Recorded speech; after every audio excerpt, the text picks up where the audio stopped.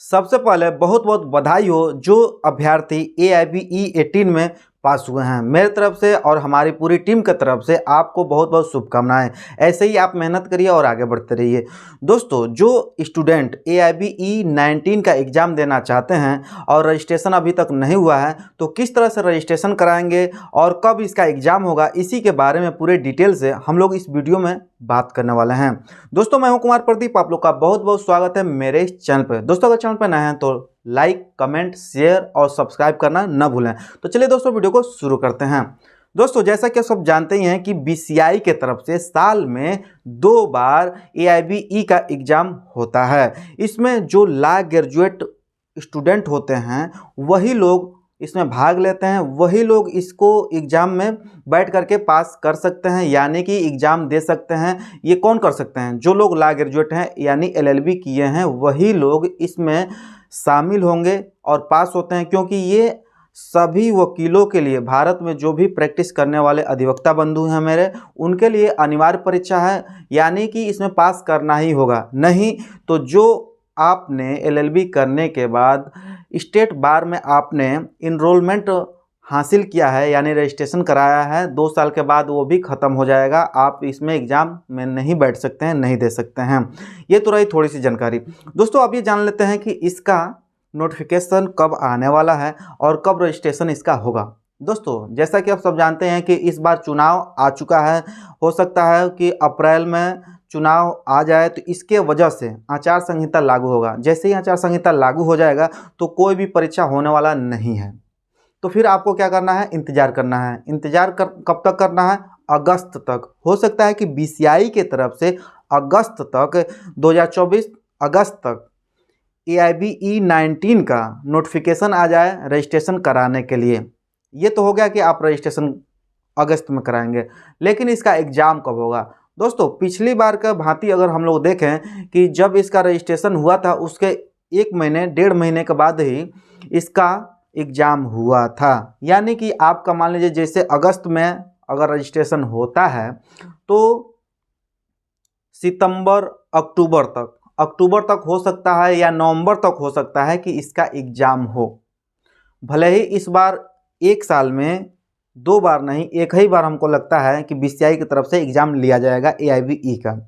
ये तो रहा दोस्तों कि आपका रजिस्ट्रेशन कब होगा? अगस्त में। उसके 1 से 2 महीने के बाद आपका एग्ज़ाम होगा।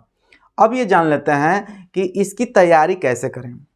दोस्तों, जैसा कि आपको पता ही होगा कि हम लोग 4 साल 3 साल लगा करके LLB करते हैं फाइनल, ठीक है।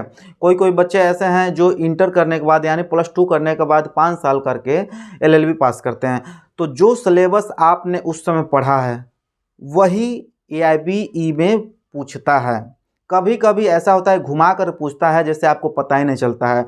आपको सिंपली क्या करना है कि बेयर एक्ट ले लीजिए, बेयर एक्ट खरीद लीजिए, और सबका बेयर एक्ट आता है। IPC हुआ, CPC हुआ, CRPC हुआ, इसका सबका अलग अलग बेयर एक्ट आता है। आप लोग खरीद सकते हैं और इसमें से तैयारी कर सकते हैं। कई स्टूडेंट का कहना यह है कि हम लोग वहाँ पर के अनसॉल्व ले गए थे, जो गाइड होता है वहाँ ले जाने के बाद मैच नहीं कर रहा था। तो ये आपकी जो तैयारी करने की क्षमता है ये आपके ऊपर निर्भर करता है। बहुत ऐसे स्टूडेंट हैं जो एक भी बुक नहीं लेकर के गए थे और पास हो चुके हैं। इस बार यह कहते हुए बड़ा दुख हो रहा है कि AIBE 18 में कट ऑफ जो था 45% था जनरल और OBC के लिए, और जो SC ST में थे उनके लिए 40% था, जबकि AIBE 17 में 35% था SC ST के लिए और OBC जनरल के लिए 40% था। इस बार कट ऑफ ज़्यादा हो गया था। तो हो सकता है कि जब AIBE 19 का एग्ज़ाम हो तो इसमें भी कट ऑफ और बढ़ जाए। और एक दोस्तों, मैं एक बात ये भी कहना चाहता हूँ कि जो बच्चे AIBE 18 में फेल हुए हैं, कई ऐसे स्टूडेंट हैं, कई क्या मुझे लगता है कि 1000 क्या लाखों स्टूडेंट ऐसे हैं जिनका 41, 42 तक परसेंटेज आया था, लेकिन वो भी फेल हो गए। किसी का 1 नंबर से रह गया, किसी का 2 नंबर से रह गया। कारण ये है कि वो लोग जब एग्ज़ाम देने गए थे तो उनके दिमाग में ये था कि कट ऑफ इस बार हो सकता है कि 45% आएगा, तो मैं 50% या 60% करके चला आ रहा हूँ घर और कोई दिक्कत नहीं होगी। और मैं पास हो जाऊंगा, ये उनकी जो मानसिकता थी, इसी की वजह से वो लोग ज़्यादातर फेल हो गए हैं। आपको करना क्या है कि जो अगर आपके पास 100 क्वेश्चन आ रहे हैं 100 नंबर के, तो आपको फुल एंड फाइनल आपको वहाँ पे ट्रिक लगाना होता है, क्योंकि वहाँ पे तो गोला ही बनाना है। वहाँ आप क्या करिए, जो क्वेश्चन आपको नहीं भी आ रहे हैं वो भी आप गोला बना दीजिए। हो सकता है कि मैच कर जाए और आप पास हो जाएं। आपको करना ही बस इतना ही है, गोला बनाना है। गोला बनाने के बाद पास हो सकते हैं, कहीं से कोई दिक्कत नहीं है आने वाली है। थोड़ी सी दिमाग लगाने की आवश्यकता है।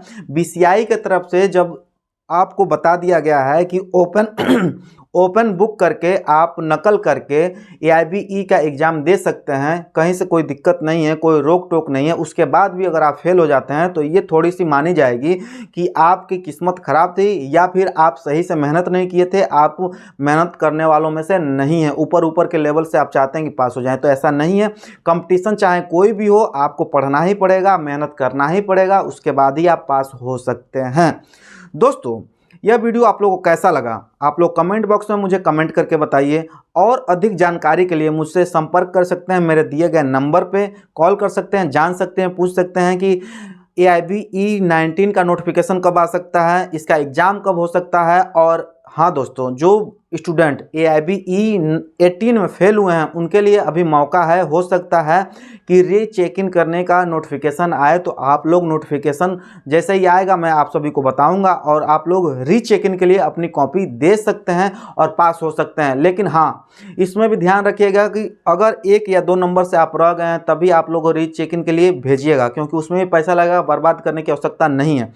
और अगर अभी तक आप AIBE 19 का सोच रहे हैं कि एग्ज़ाम कब होगा और तैयारी नहीं कर रहे हैं, तो ये आपकी भूल है। आप आज से ही 1 घंटे आधे घंटे पढ़ना स्टार्ट करिए। भले ही 3-4 महीने का अभी टाइम है, क्योंकि टाइम ख़त्म हो जाएगा पता भी नहीं चलेगा। और तैयारी करते रहेंगे तो 1-1 घंटा 2-2 घंटा पढ़ते रहेंगे तो आप पास हो जाएंगे। क्यों? क्योंकि बहुत ऐसे स्टूडेंट हैं जो सोचते थे कि नकल करके पास हो जाएंगे, क्योंकि गाइड लेकर के जाना ही है, और वहाँ जा के इस बार फेल हो गए हैं। तो ऐसा आपको नहीं करना है। दोस्तों, यह जानकारी आप लोगों को कैसा लगा, आप लोग कमेंट बॉक्स में कमेंट करते रहिए, और मेरे दिए गए नंबर पर कॉल भी कर सकते हैं। आप लोग का बहुत बहुत धन्यवाद ये वीडियो देखने, जानने, सुनने के लिए। हम लोग मिलते हैं एक नए वीडियो में एक नए टॉपिक के साथ। तब तक के लिए जय हिंद, वंदे मातरम।